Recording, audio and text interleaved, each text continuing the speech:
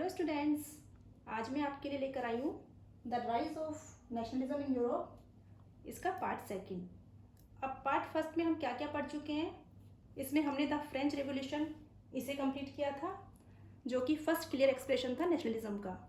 उसके बाद में हमने पढ़ा the making of nationalism in Europe, कि फ्रांस से जो नेशनलिज्म का आइडिया है वो यूरोप के बाकी दूसरे पार्ट्स में पहुँचता है।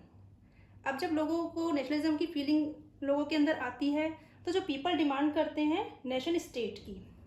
अब ये जो नेशन स्टेट है ये इजीली तो बनेगा नहीं, इसके लिए बहुत सारे रेवोल्यूशंस होते हैं। तो आज हम जो कवर करने वाले हैं वो है the age of revolution 1830 to 1848।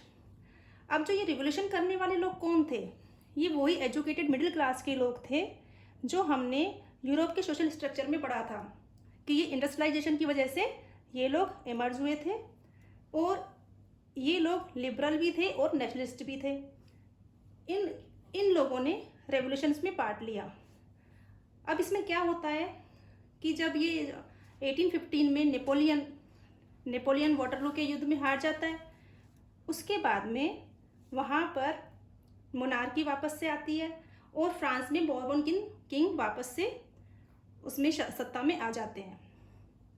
अब 1815 से लेकर 1830 तक उनका शासन चलता है, लेकिन जुलाई 1830 इसमें फ्रांस में जो बourbon किंग होते हैं उन्हें ओवरथ्रोन, उन्हें हटा दिया जाता है और वहाँ पर कॉन्स्टिट्यूशनल मोनार्की इंस्टॉल की जाती है, जिसका हेड बनाया जाता है लुई फिलिप को। इसके बाद में ये जो फ्रांस में हो रहा था इसका इफेक्ट यूरोप के दूसरे पार्ट्स में होता है, क्योंकि हमने पढ़ा कि जो फ्रांस में होता है उसका इफेक्ट पूरे यूरोप में जाता है। तो बेल्जियम जो होता है वो नीदरलैंड से अलग हो जाता है। इसके बाद हम पढ़ेंगे Greek war of independence, the Greek war of independence. ये वो इवेंट था जिसने एजुकेटेड एलाइट क्लास थी जो यूरोप की, उसमें नेशनलिज्म की फीलिंग को मोबिलाइज किया। सबसे पहले जो ग्रीस था वहाँ पे 15th सेंचुरी तक ऑटोमन एम्पायर इसका ये पार्ट था।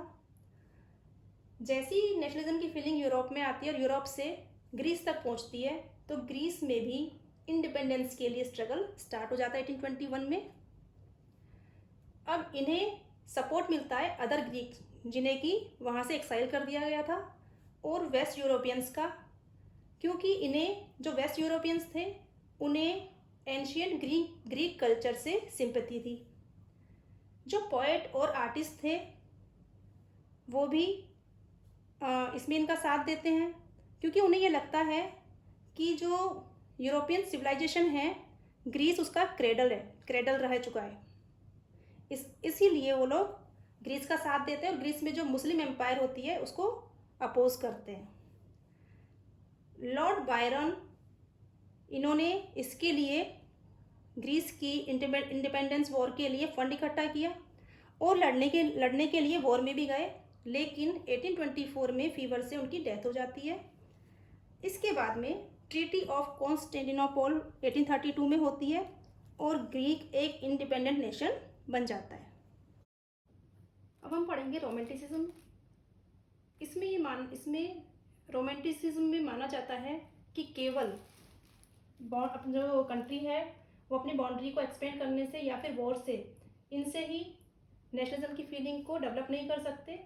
इसमें कल्चर का भी अपना एक पार्ट होता है। तो रोमांटिसिज्म क्या है? A cultural movement which sought to develop a particular form of nationalist sentiment. ये नेशनलिस्ट सेंटिमेंट की एक खास तरह की फॉर्म को डेवलप करता है। ये साइंस और रीज़न के ग्लोरिफिकेशन को क्रिटिसाइज करता है। अब इसमें हम एक पर्सनैलिटी के बारे में बात करेंगे, कैरोल कुरपिंस्की। इन्होंने नेशनल स्ट्रगल को सेलिब्रेट किया था अपने ओपेरा और म्यूज़िक के थ्रू, और फोक डांसेस को इन्होंने नेशनलिस्ट सिंबल्स बना दिया था। अब इसमें हम एक एग्जांपल देखेंगे पोलैंड का। पोलैंड उस टाइम रशिया का ही एक पार्ट बना हुआ था। तो जो रशिया था उसने पोलैंड में पॉलिश लैंग्वेज पर रोक लगाती थी। वहाँ पे स्कूल में भी पॉलिश लैंग्वेज नहीं चला करती थी, उस पर उसने रोक लगा रखी थी। तो जो पोलैंड के जो लोग थे उन्होंने पोलिश लैंग्वेज को रशिया के अगेंस्ट स्ट्रगल का एक सिंबल बना लिया था। Hunger, hardship and popular revolt, अब हम इनके बारे में पढ़ेंगे। तो 1830 जो ये ईयर था, ग्रेट इकोनॉमिक हार्डशिप का टाइम था, बहुत ज़्यादा मुश्किलों वाला ईयर था ये, जो यूरोप में पॉपुलेशन बहुत तेज़ी से इंक्रीज़ हो रही थी, उस वजह से अनएम्प्लॉयमेंट बहुत ज़्यादा बढ़ गया था और लोग जो थे वो गाँवों से सिटीज़ की तरफ जा रहे थे, तो सिटीज़ में भी स्लम्स डेवलप हो गए थे उसकी वजह से। और क्योंकि इंडस्ट्रियलाइजेशन हुआ था तो जो स्मॉल प्रोड्यूसर थे, अब उन्हें जो इंडस्ट्रीज़ में जो सामान बन रहा था उसके साथ कंपटीशन करना पड़ रहा था। सबसे मेनली टेक्सटाइल प्रोडक्शंस में इसमें सबसे ज़्यादा परेशान हो रहे थे कि जो इंग्लैंड का जो टेक्सटाइल था वो पूरे यूरोप में आ रहा था और वो क्योंकि मशीनों से बन रहा था, बहुत सस्ता था, उसके साथ ये लोग कंपटीशन नहीं कर पा रहे थे। अब ऐसे टाइम पर फ्रांस में 1848 में एक पीजेंट स्ट्रगल होता है, क्योंकि उस टाइम फ्रांस में फूड की शॉर्टेज हो जाती है और लोग सड़कों पर आ जाते हैं। अब ये क्या करते हैं, लोग सड़कों पे आते हैं, बैरिकेड तोड़ देते हैं। लुई फिलिप उसे हटा दिया जाता है। इसका रिजल्ट ये होता है जो नेशनल असेंबली है उसे रिपब्लिक बना दिया जाता है और जितने भी मेल सिटीजन्स होते हैं जिनकी एज 21 से अबव है उन्हें राइट टू वोट दे दिया जाता है और सभी को राइट टू वर्क दे दिया जाता है। इसके बाद में इससे पहले एक और स्ट्रगल होता है 1845 में, सिलेसिया रिवोल्ट। ये कॉन्ट्रैक्टर और वीवर्स के बीच में हुआ था। जो ये कॉन्ट्रैक्टर्स थे ये वीवर्स को रॉ मटेरियल देते थे और वीवर्स उनके लिए कपड़ा तैयार करके देते थे, लेकिन जो वीवर्स थे इन्हें वेजेस बहुत कम मिलते थे। इस वजह से ये वीवर्स इन्होंने कॉन्ट्रैक्टर से बोला, लेकिन उन्होंने बढ़ाने से उनके जो वेजेस बढ़ाने से मना कर दिया। तो वीवर्स की भीड़ कॉन्ट्रैक्टर के घर में घुस जाती है, उसकी जो बहुत कॉस्टली और अच्छी नफीस चीज़ें होती हैं उन्हें तोड़ देते हैं। कॉन्ट्रैक्टर वहाँ से भाग जाता है, लेकिन 24 आवर्स के बाद में वो फोर्स लेकर आता है और उसमें वीवर्स के ऊपर वो गोलियाँ चलवाता है और उसमें काफ़ी वीवर्स मर जाते हैं। अब इसमें हम पढ़ेंगे द रेवोल्यूशन ऑफ लिबरल्स। कौन थे लिबरल्स? ये वही एजुकेटेड मिडिल क्लास था। इनकी क्या डिमांड थी? अच्छा, सबसे पहले जो ये रेवोल्यूशन था लिबरल्स का, ये उन्हीं जो पीजेंट्स ने स्ट्रगल किया था, उन्हीं और बाकी जो पुअर लोग स्ट्रगल कर रहे थे उन्हीं के साथ साथ इन्होंने अपना भी जो रेवोल्यूशन स्टार्ट कर दिया, क्योंकि इन्हें उनका साथ मिल गया था। इनकी जो डिमांड थी, सबसे पहली डिमांड कॉन्स्टिट्यूशन, इसकी डिमांड थी कॉन्स्टिट्यूशन बनवाने की, और नेशनल स्टेट बनवाना चाहते थे, और फ्रीडम ऑफ प्रेस के लिए ये बात करते थे। जो जर्मन लोगों ने ऑल जर्मन नेशनल असेंबली के लिए वोट किया। फिर जो इलेक्टेड जो रिप्रेजेंटेटिव थे वो फ्रैंकफर्ट पार्लियामेंट में जाकर के उन्होंने अपनी जगह ली। ये जो पार्लियामेंट थी, फ्रैंकफर्ट पार्लियामेंट, ये सेंट पॉल की चर्च में रखी गई थी। अब इन्होंने वहाँ जाकर के जो रिप्रेजेंटेटिव थे जो इलेक्शन जीत गए थे, इन्होंने कॉन्स्टिट्यूशन के लिए एक ड्राफ्ट तैयार किया और जो क्राउन था, जो राज सिंहासन था, वो फ्रेडरिक विलियम उन्हें ऑफ़र किया, लेकिन फ्रेडरिक विलियम ने उसे जो क्राउन था उसके लिए मना कर दिया। क्यों मना कर दिया?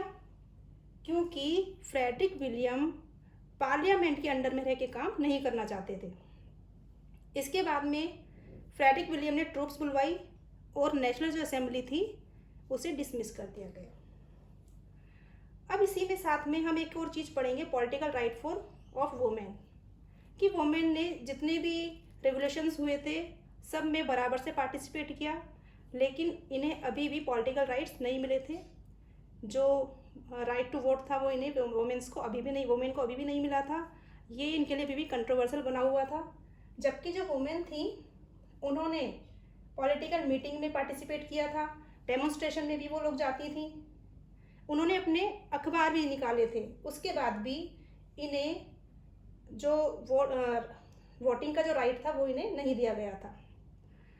अब इसके बाद में ये जो पीरियड था रेगुलेशंस का, इसमें लास्ट में जो कंजर्वेटिव रूलर थे उन्हें एक बात समझ में आ गई थी कि जो ये लिबरल लोग हैं या रेवोल्यूशनरीज हैं, इन्हें बिना कंसेशन दिए ये जो रेवोल्यूशन है वो ख़त्म नहीं किए जा सकते।